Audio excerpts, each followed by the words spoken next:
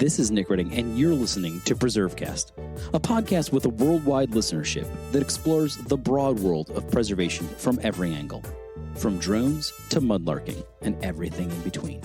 Now, let's get preserving. The history of entertainment is a unique and compelling thread in America's story, one that today's guest has dedicated his life to studying, collecting, and interpreting. Ryan Lintelman is the Entertainment Curator at the Smithsonian's National Museum of American History and is putting the finishing touches on a massive new exhibit exploring this aspect of American history.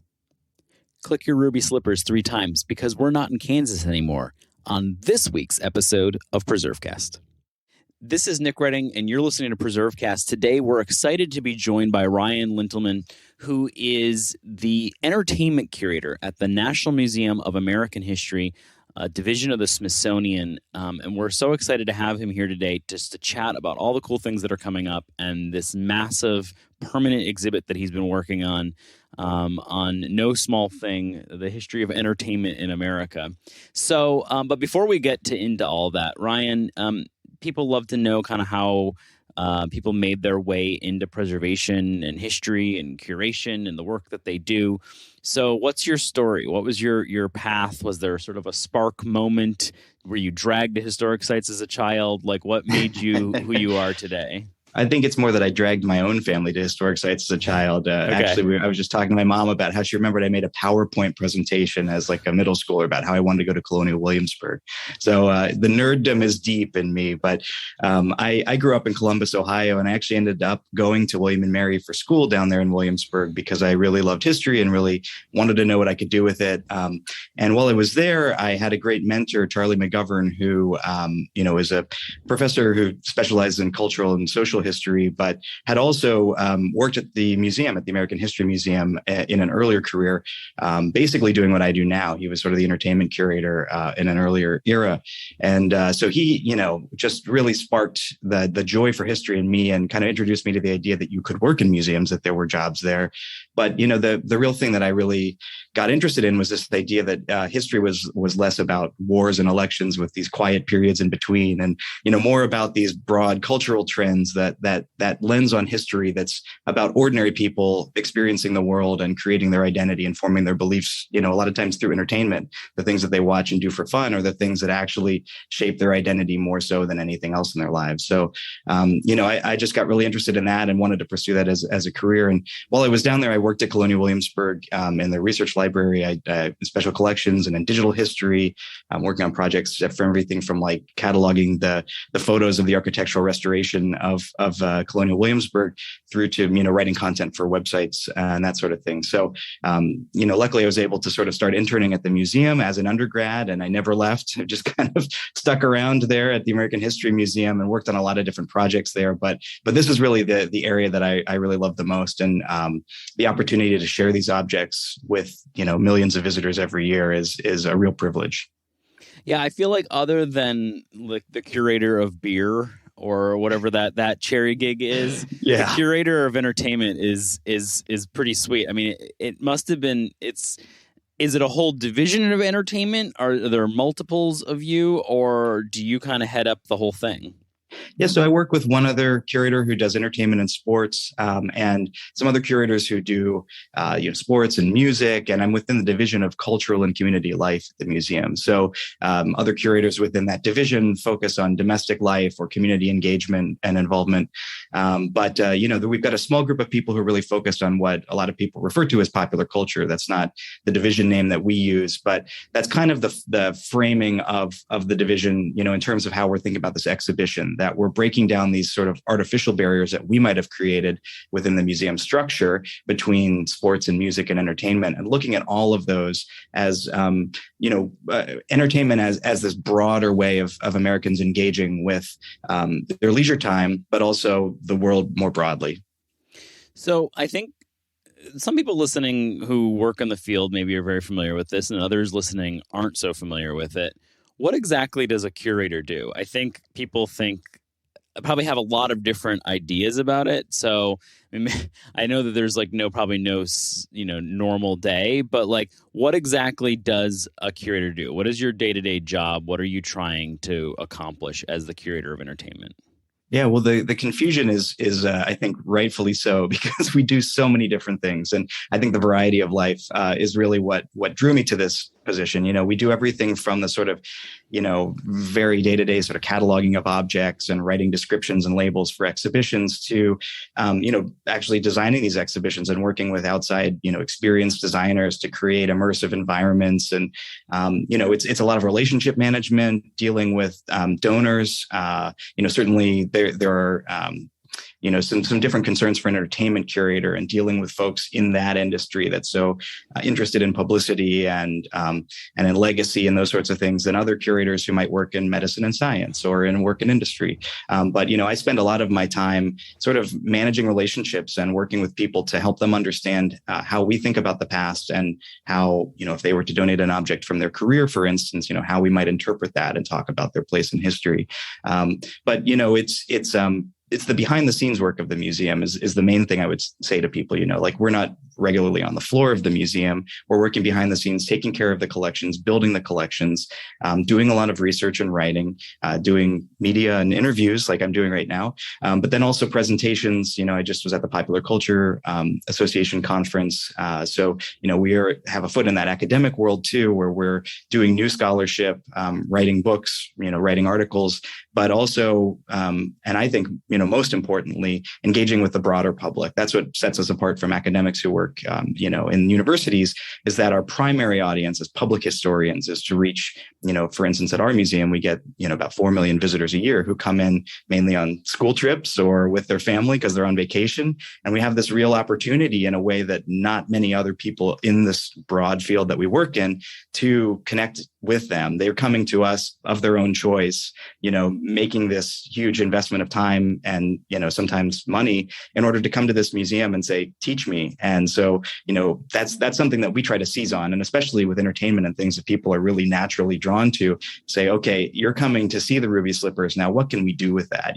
What can we tell you about the 1930s? What can we tell you about LGBTQ history? What can we tell you about women's history through this one object that you're dying to come and see? So how often, there's obviously a lot of behind the scenes work, and we're going to talk about sort of taking care of the collection and things like that, and obviously working and writing and building out this massive new exhibit, which we're going to talk about. But how much time do you spend actually out in the field, like, oh man, we need to go find, we need to go talk to Kanye and get one of his, one of Yeezy's things or whatever. Like, how often are you actually out in the field, kind of like, hey, we need to go pick things up? And I'm also curious, sort of as an aside, did you do any like entertainment collecting around COVID?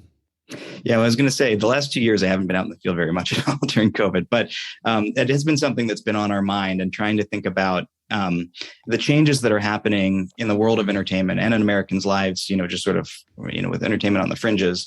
How do we capture that? So, for instance, we've been speaking with some theatrical troupes and theater owners about the restrictions that they put in place and how they were able to manage their schedules and their budgets and everything else that's involved with maintaining a performing arts company when you can't bring an audience in. So things like that we've been kind of trying to figure out. But that, there's some really interesting stories about the way that how streaming has sort of exploded in the past 2 years too, because, all the other venues closed down. And so, the way that changes the industry is not particularly clear at the moment, I think, in a way that it will be for a historical museum, to think about maybe 5 or 10 years out. And we might be able to do some collecting around that then. But, even just from a sort of layman's perspective looking in, you can think about things like Tiger King or, some of these shows that really captured the public imagination at different times in COVID and kind of brought back that idea of the water cooler entertainment in a way that hadn't existed anymore, because the entertainment world is so splintered and fractured right now with so many choices for everybody to see and stream anywhere they are. For that kind of show to capture the imagination of so much of the country at once is something that we might have speculated was gone before COVID, but actually there have been these moments where everybody's talking about the same thing again, in a way that we were about Seinfeld or, Ellen or something like that in the 1990s. Right. So that's something that we're definitely thinking about. Well, you've piqued my interest. Have you collected anything from Tiger King? Do you have anything from Joe? We haven't, but I got a lot. You need to get like one of his hats or something. That was one of the things where my colleagues at the museum, who are all very interested in this because they all have their own interest in entertainment. One of the things that I got a lot of emails about during COVID was like, "Hey, have you thought about Tiger King?" Yeah. So let's talk about this new exhibit. Because it's pretty exciting and it's going to be there for quite some time. Might even outlive your time at the Smithsonian. Who knows? Yeah. Entertainment Nation. You've been working on this exhibit. So how long has it been in the planning process? When does it open? And then we'll talk about like what you can expect to see in it and everything like that. But how long has this been in the works? And give people a sense of the permanency of what is about to be debuted. Yeah, I mean, this has been in the works at least 10 years. It's really, a remarkable period of time and effort and money that's gone into it. But it's such a huge topic and such an important topic. The museum, the American History Museum, has been kind of renovating itself for the past 20 years now, because we were built in 1964. And, there's been a slow and long refresh of all the exhibits in the museum. But part of that has been building in more of the social and cultural history and taking a much more broad look at American history than we did at the beginning when we were the Museum of History and Technology. Actually, that's how we started. So that, this exhibit has its roots in the creation of this collection in the 1970s, when we first collected from Norman Lear, the living room furniture from All in the Family, Archie Bunker's chair and Edith's chair. We collected Muhammad Ali's robe. We collected Fonzie's jacket from Happy Days. Some of these things that were the real first entries into this field of entertainment and trying to think about its importance in American life. And so a few of these things have been out over the years, and we've become really well known for instance, having the ruby slippers at the museum, which are rarely off display. So people come with this expectation to see this stuff, but we've never had a permanent place in the museum to show it off. It's always been kind of in the context of something else that we're doing. So that's why this has been so important. But, it's really important to get the messaging right on it too. And to bring donors around on that, and the internal conversations we have to have with our colleagues when we're all sort of, angling for space in the museum.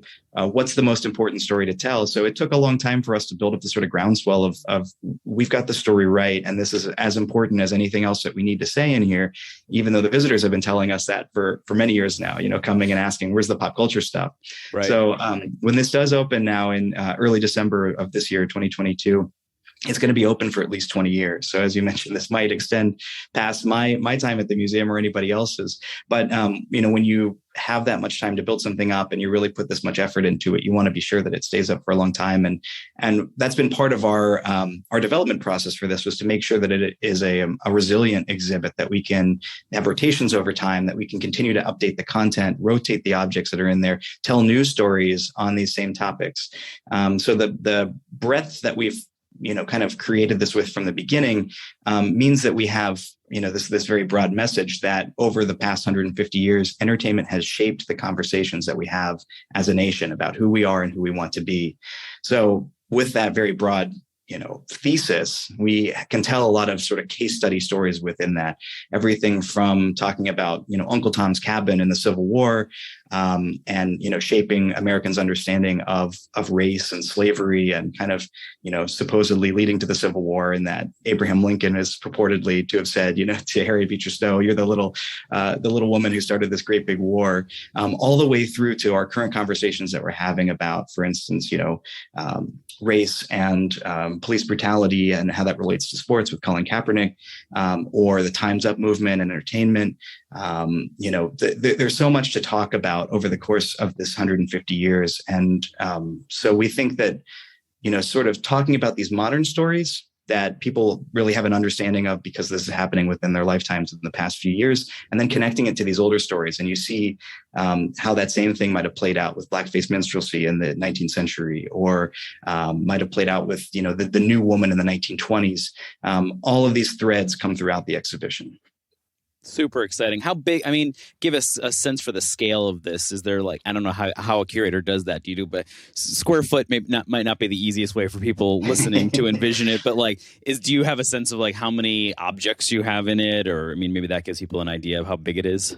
Yeah, it's over 200 objects, and it's about 7,000 square feet, something like that. So I guess if you're into real estate, maybe that makes more sense than other. Yeah. People. A giant house. Yeah, right. Yeah. But, the design of it is in such a way that we give space for some of these pilgrimage objects that we've put in these, what we call spotlight cases. So things like the ruby slippers or Captain America's shield or, Selena's jacket, Prince's guitar. You'll be able to come in and see those with the space around them that, maybe when we have one of those big days at the museum over the summer or the holidays when everybody wants to come, you're not going to feel crowded in. You're going to have the space to take it in and have a sort of a personal moment with that object, even though there might be a lot of people around. But then we'll have chronological cases that run around along the outside of the exhibit that look at these things over the course of history. So, starting in the sort of mid 19th century all the way to today, you can follow that thread. Or there are these micro galleries that are really media-based experiences that you can go into. That one of them, for instance, is about the history of children's television, where, you might want to bring your kids and see that and have this sort of intergenerational experience where you look at everything from, Captain Kangaroo and the Mickey Mouse Club all the way to today with Molly Denali and, the new characters on Sesame Street.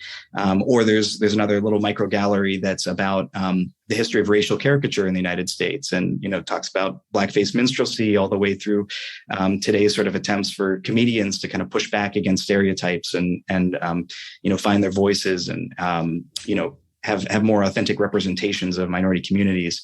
So there's going to be a variety of experiences within this. What might seem like a small space. I think I agree with you. It's a pretty big house, but as packed as it's going to be with objects, I think this is going to be a really popular show.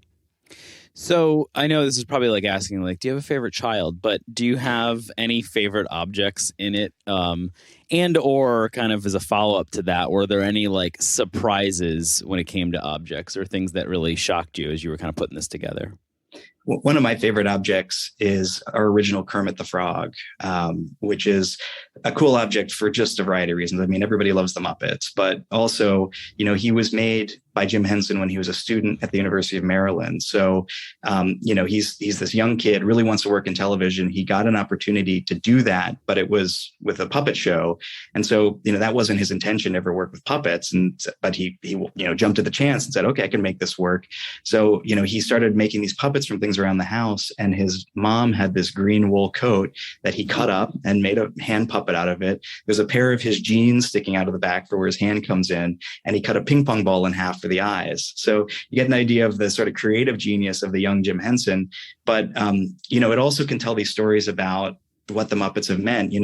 He was television thinker first. So he understood, rather than somebody who was trained in the history of puppetry, what you could do with television, right? So he understands that there's this sort of false proscenium that's created by the framing of the television camera. And so, you can think about different ways of moving and different ways of the puppets interacting with each other and zooming up close on their faces in a way that in a traditional puppet show, you're kind of back far away from them. So he also used closed circuit television so that the puppets could be uniquely reactionary to each other and actually, get involved in these conversations and actions that are beyond what you could have done with a more wooden marionette from an earlier period, something like that. So, you can tell all those stories about the actual, how the puppet show worked in Jim Henson's mind, but also what the Muppets have meant to people over time. That Kermit is this representation of sort of like an optimistic, can-do American spirit, that, this diverse group of people that he brings around him, kind of collaborate together to put on a show and chase their dreams. And that's the thing that always plays throughout, every Muppet production. And I think it's what's kept them relevant and resonant throughout American history. So that's one of my favorite objects. You're a fantastic curator because now you make me want to go and watch the Muppets.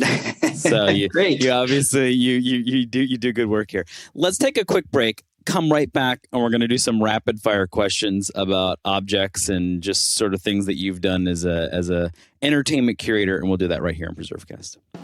Historic preservation can't happen without skilled tradespeople to perform the work, and there's a critical need right now for those tradespeople.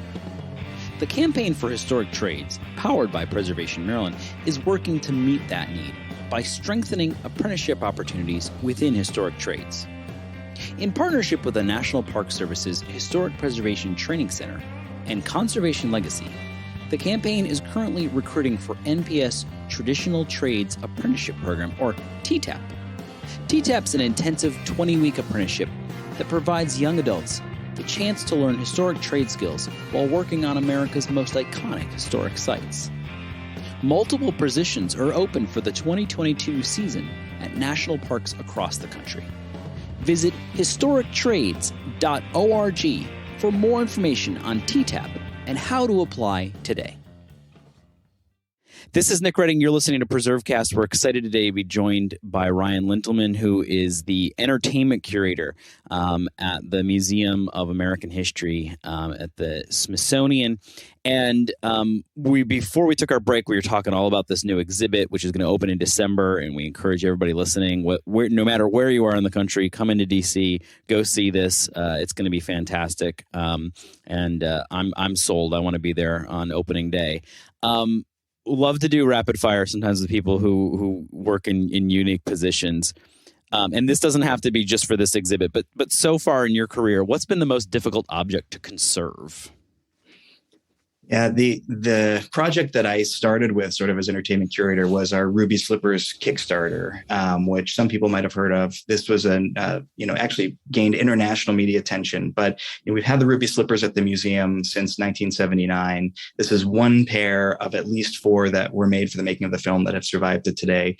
And as I mentioned, they've been on almost continuous display, which if you work in museums, you know that that's not a good thing in general for objects, especially with shoes that are 80 years old that were designed to last through a production of a movie and nothing more. So they have been at serious risk for a long time. And when I stepped into the role of entertainment curator, we decided, okay, the time is now. We really need to do an in-depth study of these, conservation project, make sure that they will survive for generations to come because they're such an important part of our cultural heritage.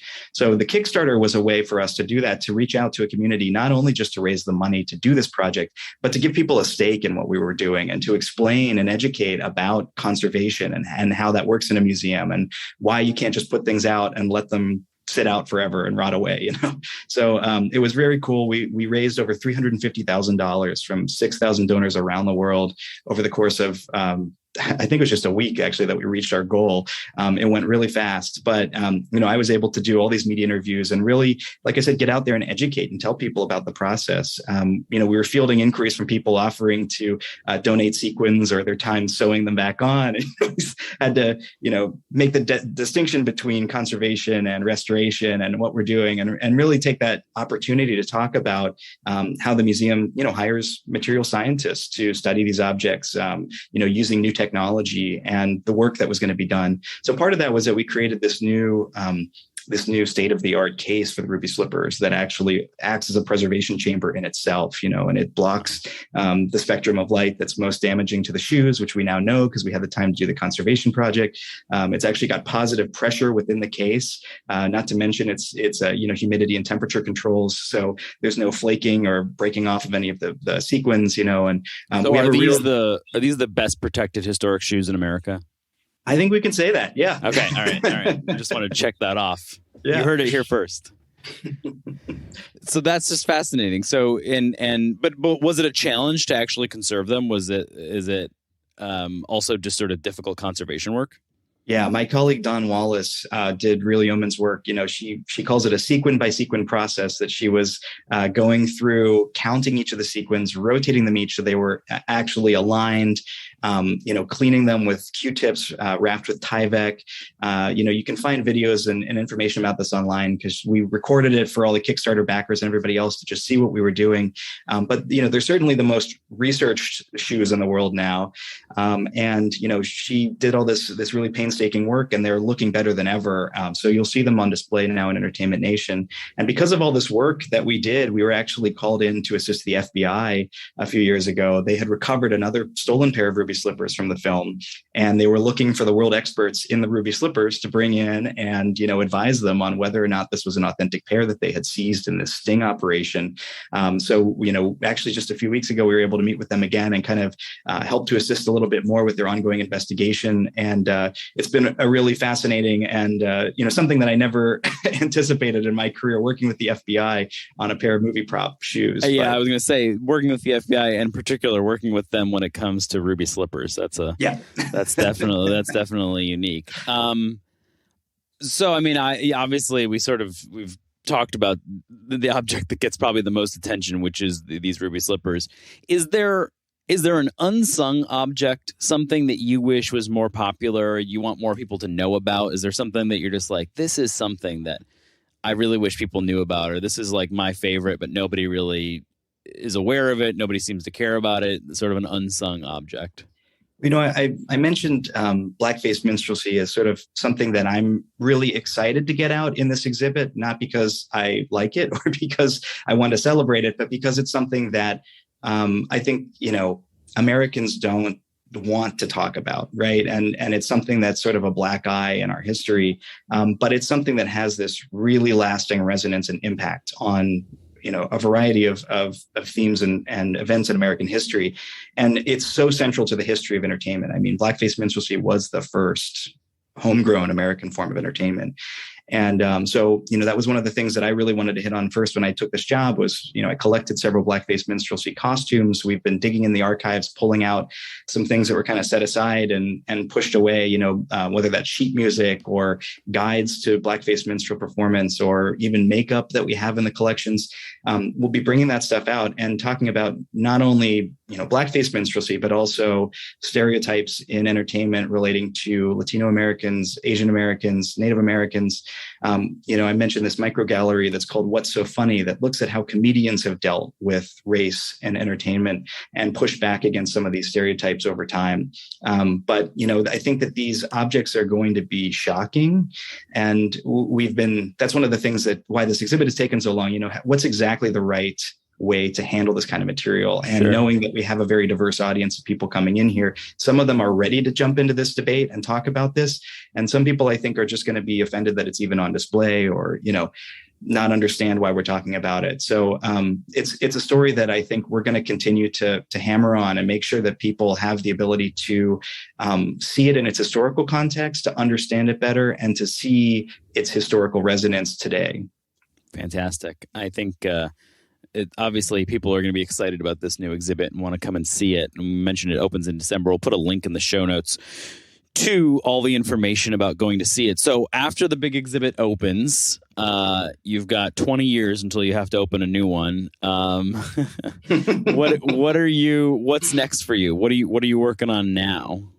So there's a book that's coming out along with the exhibit that's also called Entertainment Nation. That's sort of, a catalog of the exhibit. And along with that, I'm working on another book that is exploring how comedy in particular has shaped American history. So sort of a more tightly focused lens on the broader thesis that we're looking at here. And that book's going to be a collaboration with the National Comedy Center, a new museum in Jamestown, New York, that's been doing a really fantastic job as the nationally recognized by Congress Museum of Comedy in the United States.